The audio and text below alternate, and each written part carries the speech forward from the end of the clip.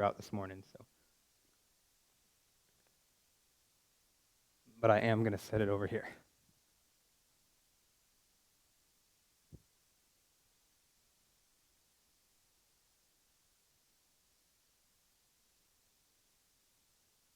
All right, once upon a time, there was a little girl. And this little girl, like many little girls, had a dream of being a mom. This little girl wanted to be a mom, and like other girls, there were many other dreams and many other things in her life. But she wanted to be a mom. And God gives that to little girls, to want to be a mom, to play mom. And this little girl wanted to be a mom. As she grew up, there also, alongside that dream to be a mom, became a fear that she would not be able to be a mom. And she grew up, she got married, and the fear was still there, and the dream was still there, and she wanted to be a mom. The time came when she got pregnant, and it brought great joy into her and her husband's life. This little baby, they went and they saw the ultrasound and the little being of a baby, and you can almost see the heartbeat, and you can hear the heartbeat that babies make because they beat really fast, and it sounds like somebody jump roping in water. And they heard the heartbeat, and it just brought joy. And this little girl was going to be a mom. She was going to be a mom. They began planning. They told the parents and the family, and they began planning the things, and they talked about babies' names, and they went through all of that. But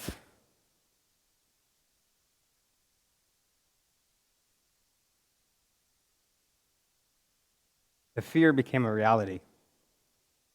And that couple lost that little baby. And if you haven't figured out, this little girl is my wife. And we lost our first baby. And I can't even explain to you what all that did to me. And I for sure can't explain to you what all it did to my wife. One of her biggest fears became a reality.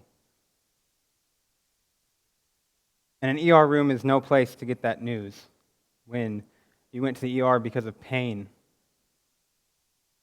And I'll never forget how the ultrasound nurse, just quietly set a box of Kleenexes on the bed and just kind of walked out of the room.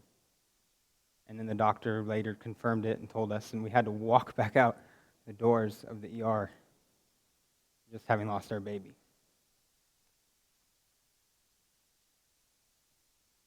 And the next while was tough. Fortunately, I was able to not work for a while. I had a neighbor who wanted some work done. I did tree work then, and so I worked for a neighbor who was right across the street. Tried to comfort my wife. A lot happened. That did a lot. You see, I prayed and surrendered everything to God. And we were pregnant, and I told God, you can have my baby. You can have my kids. You can have everything. I'll serve you. And I'm telling my side because it's a little more what I know. But as a mom, Callie was crushed. And there were some dark times.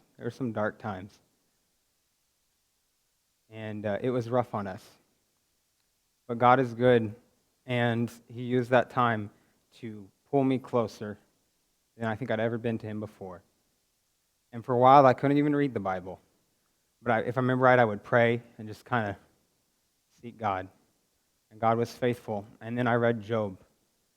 And Job was a strange comfort to me because of Job had everything taken from him. But God was faithful, and God was looking out for him. And we got to see the story behind the story. We don't always get to see that here. So time passed, and we got pregnant again. And we went, had an ultrasound, and there was a little more glimmer of hope there. And I believe that ultrasound, I don't think we could see yet, but we could hear the heartbeat. And a little bit of joy back. But the fear grew because it had already been a reality once. And not that long later, we lost the second baby.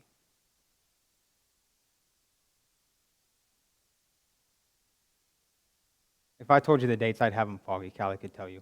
I didn't write them down this morning. But that first Mother's Day was really hard on Callie.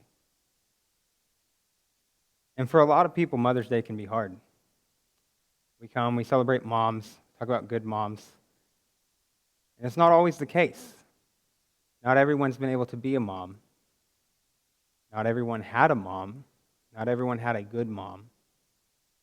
And there are many who don't think they are a good mom and who struggle to be a mom because kids are crazy.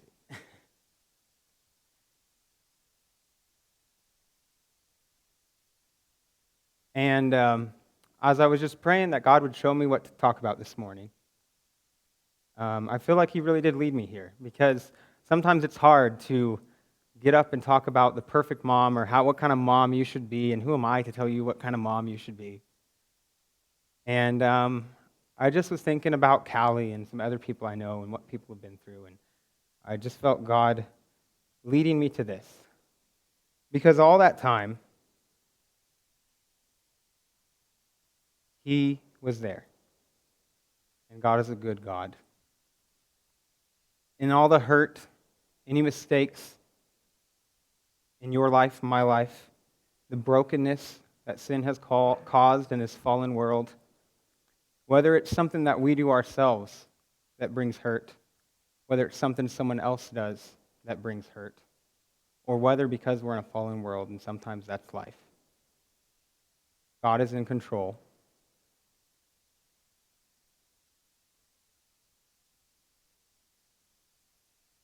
And He's given man free choice. That's one of His great gifts. But He didn't just abandon us and leave us there. He sent His Son, the greatest gift, that we can, through His grace, be redeemed. And He can restore and He can heal. God is a powerful God. God is not scrambling to try to fix our mistakes or the mistakes of others, or someone's actions to you or a loss. God, in the story of Job, was bragging about Job to the devil, to Satan. And Satan says, well, sure, he has everything. This is the Eric version. Sure, he has everything. Why wouldn't he praise you? God said, okay, take away his stuff, but go no further. See, God has the ability, when He chooses, He can say, this is as far as you go. So the devil took his stuff, took his kids, and came back. And God said, my servant Job. He said, sure, well, you don't harm him. And I'm sure most of us know that story.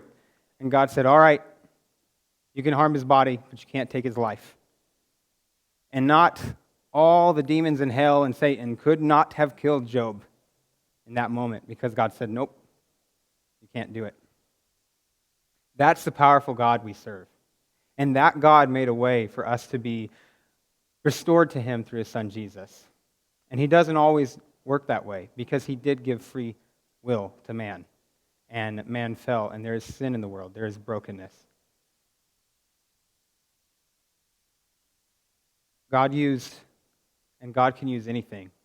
And He can take brokenness and make it into something beautiful.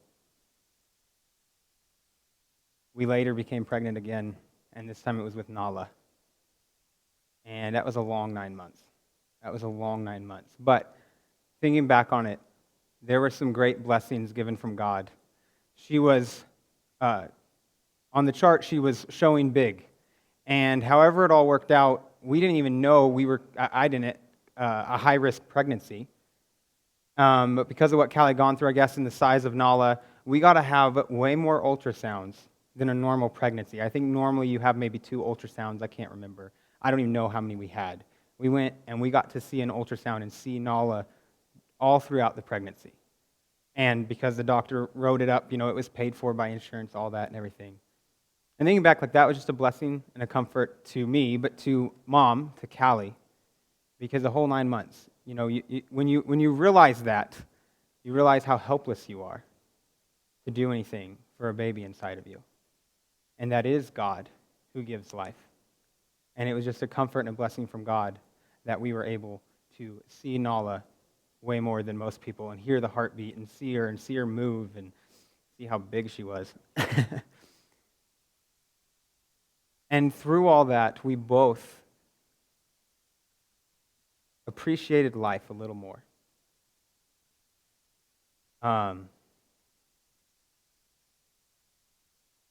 Heard people say things about their kids And kids are hard. Kids are rough.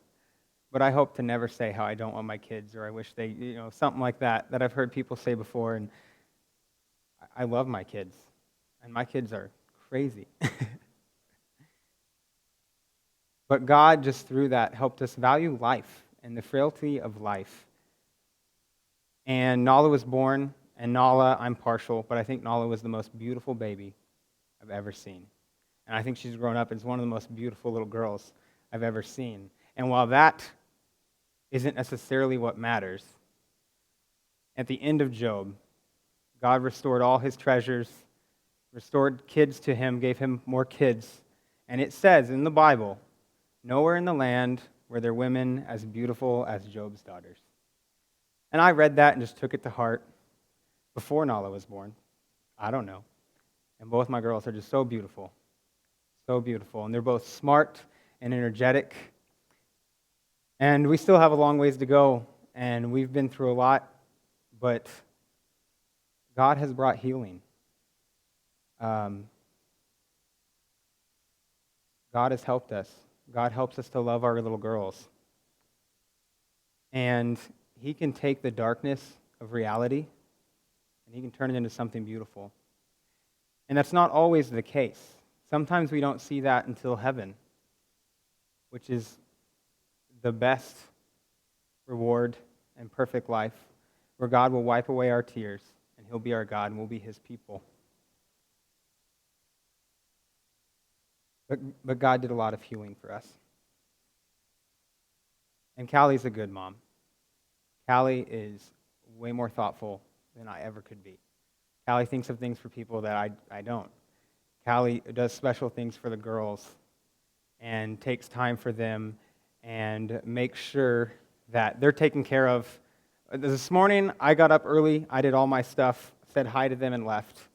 And she made breakfast. She got them dressed. She got herself ready. She came here. They look beautiful. And last night, cleaned the church. Like, she's an amazing, amazing mom. And God really helped us through that. My mom, I'm one of 5 kids.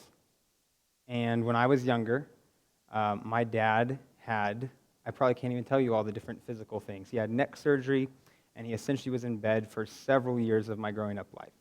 Couldn't work, in a neck brace, serious pain meds. And that meant no income. And that meant medical bills. And we were poor. We were very poor. And none of us kids even knew it. We talk about it now. Mom just went with it. And we never knew we were poor. We just thought we just didn't do what other people did, just because. She took time to take us to special things, to do special things for us. My mom worked. She cleaned houses. Some nights she cleaned office buildings. She cooked. She cooked homemade meals. We never ate out because we didn't have money. She can make some mean biscuits and gravy. She could just, cook and make it go. And we all ate, lived in a little bitty house. And Dad in bed, Dad not feeling well, Dad in pain, on pain medication. And, I don't even know what all went through, what my mom all dealt with. I can kind of imagine being an adult and having gone through some things. And she loved us kids. And she made time for us kids, and she provided for us kids. And my mom's like the hardest working woman I know. And again, as time passes, God can take things and make them beautiful. And my dad now is working. It took years and years and years, and at first he could only do a little bit at a time. He'd get worn out. He'd hurt. He's had other problems because of all this throughout the years. My dad is working, and my mom has, now I'm going to do math, 16 or 18 grandkids. And teaches some of them school and doesn't have to work. And she was in Florida this last week visiting my sister. A week or two before, she was in Ohio. We hope that she's coming here to visit in June. And she's able to enjoy all those kids and enjoy her kids. All her kids are following God and want to serve God. And no special bragging on me, but her 2 sons are both pastors. And like I said, my dad is back able to enjoy. There was a time they thought he was going to be a vegetable, that he was not going to be able to do anything. And then there was a time I remember that if Dad fell again, he could be paralyzed from the neck down. And he is able to do things, to be active, to work, to he has all kinds of hobbies. It's great. He's got cooler stuff than I do. But God took all that and can make a blessing later on. Like I said, that's not always the case. But my mom was a good mom, and my mom had faith in Jesus, and she taught us about Jesus.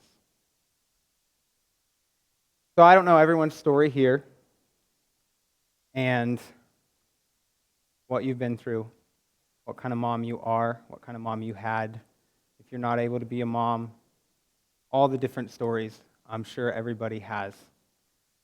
And I don't know all those, but I'm just going to tell you, I want to tell you about the goodness of God and what happens when God steps into the story. So I'm going to turn to Matthew chapter 1. This is the genealogy of Jesus.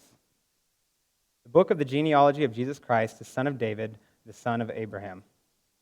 Abraham was the father of Isaac. All right, pause. They don't mention Sarah here, but I'm going to mention Sarah. Sarah was Abraham's wife, the promise of a son of Abraham, the promise of Jesus through Abraham, the promise of Abraham's descendants being more numerous than the sands of the sea and the stars in the heavens. His wife was Sarah. And Sarah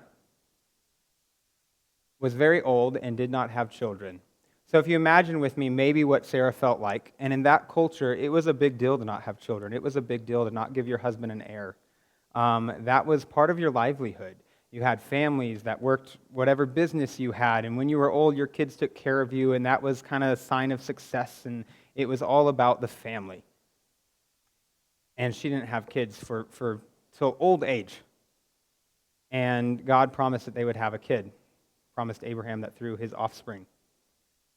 And Sarah kind of took matters in her own hand and said, take my slave Hagar and take her as your wife. Have a baby by her so that at least you will have a kid, because I can't give you a kid. So Abraham did, and Hagar had Ishmael. And Sarah mistreated and abused Hagar to the point that later, I believe after Isaac was born, basically banished her from them. Just kicked her out, gave her some water, sent her on her way, said, we want nothing to do with you, go away. Side note, God took care of Hagar and Ishmael. She had set her son down and went away from him, and they were just going to die, wandering in the wilderness without water. She didn't want to be able to hear her son cry. And an angel came and said, God will take care of you, and showed her water and took care of her. But back to Sarah. So you have this jealous woman who hasn't been able to have a baby, who abused her slave, and she has a son. And they named him Isaac. And in Hebrews chapter 11, it talks about her faith. They were able to have a son because of her faith. So Sarah put her faith in God. We're going to continue reading. And Isaac the father of Jacob, and Jacob the father of Judah and his brothers, and Judah the father of Perez and Zerah by Tamar. This one is so interesting. Tamar. Judah found a wife and had 3 sons. And Tamar he found to be the wife for his eldest son. And he was wicked in the sight of God, and God killed him.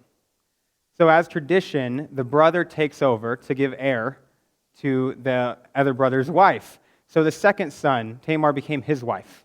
And he did evil in the sight of the Lord, and God killed him. And the third brother was too young, so Judah said, go to your father's house, put on your widow clothes, and wait till the time when my youngest son is grown. So Tamar lost 2 husbands, more than likely was mistreated and abused by her husbands. If God killed them because they were evil in those days, probably very mistreated by her husbands, and is sent back to her father's house till this younger son is old enough to marry her. Time goes on, Judah's wife dies, and so he has his time of mourning and comforting. The son grew up and is old enough to marry Tamar, but Judah doesn't arrange the marriage. It doesn't happen. So Tamar takes things in her own hands, and this is wild, but you can read about it. Puts on clothes like a prostitute and knew Judah was going somewhere and convinced him to go with her. And in payment, he was going to give a goat but he was going to send someone with it. So she said, as a a deposit, she took his ring, his belt, and his staff. And when Judah sent the payment, they couldn't find her. And so they said, well, let her keep what she has. And it's hard to hide pregnancy, and we find out it was twins. And so after a few months, somebody found out, and they told him, your daughter-in-law, Tamar, has been immoral and is pregnant. And Judah, the good, godly man he is in his righteousness, said, let's burn her. And then she presents these things and said, the father of the child is the owner of these things. And it's his staff, his ring, his belt. And he even says, oh, she's more righteous than I, because he did not give his son like he should have. Brokenness, hurt, and God used it, and she's one of the great grandmas of Jesus. Perez, the father of Hezron, Hezron, the father of Ram, Ram, the father of Amminadab, and Amminadab, the father of Nahshon, and Nahshon, the father of Salmon. Salmon, the father of Boaz, by Rahab. Another common story you may know. Rahab lived in Nineveh, and when God told them to go conquer the land, Israel sent spies to Nineveh. Rahab was a prostitute and probably led a prostitution house. And because the spies were in the city, they went there to hide, and that is probably a place where people don't ask questions, and two men traveling could go. Well, the people found out that there were spies there, and they came to Rahab asking about them. But Rahab had heard of God. Rahab feared the Creator God. And so she lied to the people, saying, they were here, but they left. You better hurry and go follow them. And she hid the spies, and she let them out the window, and they could escape by rope, and told them, please remember me. And she put faith in their God. And they said, if you hang this rope out your window, when we come and attack, we won't destroy you and your family if you're safe inside. And that's exactly what happened. Rahab had faith to put that rope out the window and trust God that he would not let his people destroy them. And she found a husband among the Israelites, this Salmon. So here she was, a prostitute, managed a prostitution house maybe in Nineveh, and God pulls her out of that, steps in, and because of her faith, he puts her into the line of Jesus. Because she put her faith, he changed her life. Salmon, the father of Boaz, by Rahab, and Boaz, the father of Obed, by Ruth. Another mom we can talk about. Ruth, Naomi, Ruth's mother-in-law, was married and had 2 boys, and they traveled to a foreign land, and Naomi's husband died. Brokenness, hurt. She had 2 sons, and they married 2 women, Ruth and Orpah, and their husbands died. So having nowhere else to go, she went back to the land of her people, Naomi did, and told her daughter-in-laws to stay. Well, short story, Ruth decided she was going to go and she was going to stay with Naomi. So here's Ruth traveling away from everything she knew, her homeland, any family she did have, leaving a sister-in-law, had lost her husband, lost a brother-in-law, her mother-in-law had lost her husband, travels to a country where they come and they are poor. She has to go glean in the fields, which is where in that day, when they gathered crops, they wouldn't rake everything all up and get every bit. A little bit fell, a little bit on the corners. They would leave, maybe, not get everything, so that widows and poor could come, get the scraps, and have enough to eat. And this was what Ruth was doing. Well, Ruth ended up in Boaz's fields. And it says Boaz took notice of her. Boaz saw her, and there were other people doing this as well. Boaz was generous. And he saw her, and he said, glean only in my fields. I've told my men they won't hurt you, they won't harm you. Glean, just work here, just pick up the scraps here. And then he actually told his workers, pull out a little extra, leave it for her. And I'm going to hit pause, because remember Rahab, who we just talked about. Rahab was the mom to Boaz, who was a righteous, good man who looked after widows and the poor and had this kind of heart to not take advantage of somebody, to help somebody. And usually that only comes because of a good mom. And Rahab, the prostitute, when God stepped into the story, changed and raised this boy to be Boaz. And so I think everybody knows the story. Boaz was the redeemer in the family line. The family could redeem, similar to like the Tamar and Judah story and the brother getting it, being the redeemer. Boaz was a redeemer, but there was one in front of him, and he said, hey, redeem this man's land, and also if you redeem it, you have to take Ruth as your wife. And he said, I will not do it, I pass it on to you. Boaz redeems the land, redeems her, she becomes his wife. Brokenness, hurt, lost her husband, lost other family, was poor, had to travel away from her home country. God took it, and God stepped in, and God changed the story. And she became the great-grandfather of King David. Boaz became the grandfather. Ruth became the grandmother. She was the mother of Obed, the father of Jesse, and Jesse was the father of David the king. So we have here a pattern of broken lives that when God steps in and God says, put your faith in me, God works and God uses it, and God changes. He doesn't change the past, but he changes what's ahead, and he has a plan, and he plugs these women into his plan of salvation, his plan to save the world through Jesus. All right, I've got to hurry, but let's keep going. And David was the father of Solomon,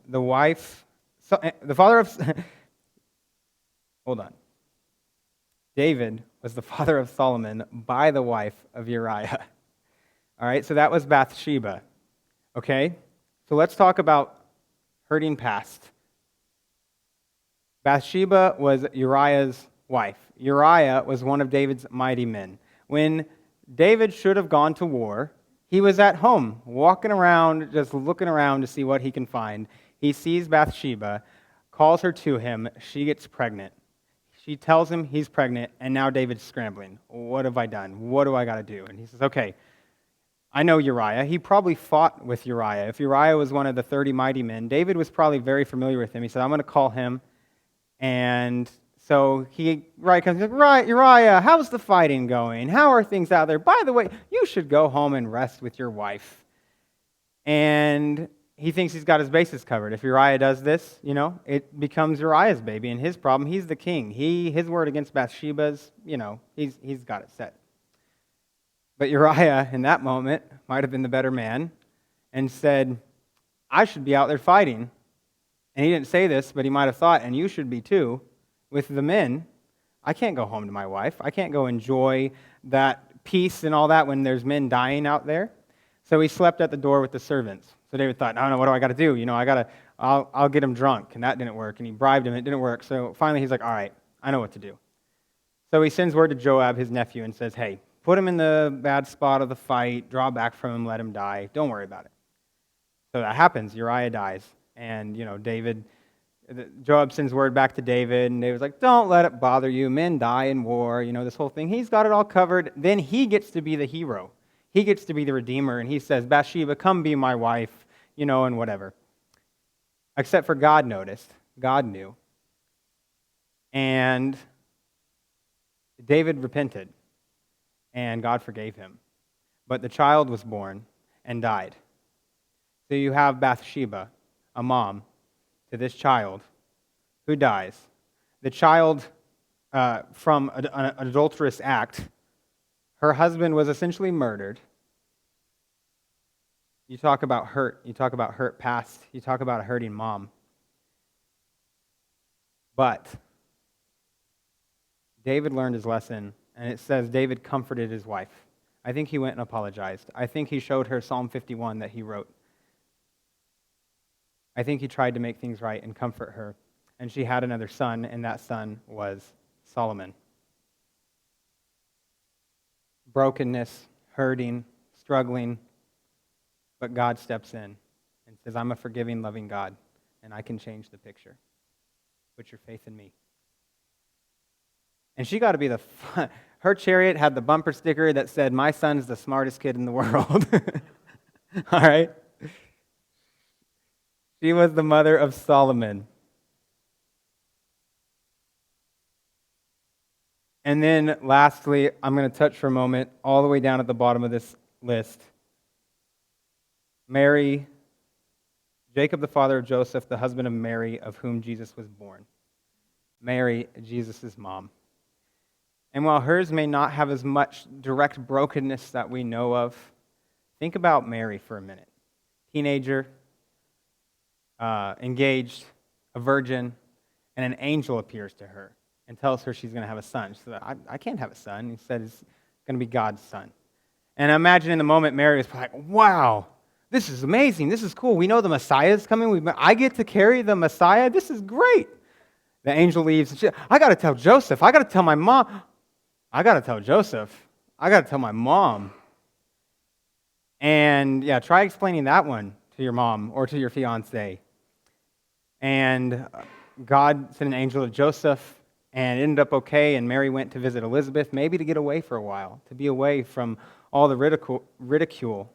But I bet you that was tough to be that mom, especially being the mom of Jesus. But God used her. And she said, may it be done to me, I'm your humble servant, whatever else she said there. And God stepped in, and she put her faith in God, and he changed the story. There are, I believe, 42 generations from Abraham to Jesus. And we've only mentioned only 5 of those are mentioned. I added Sarah. That is 6 women.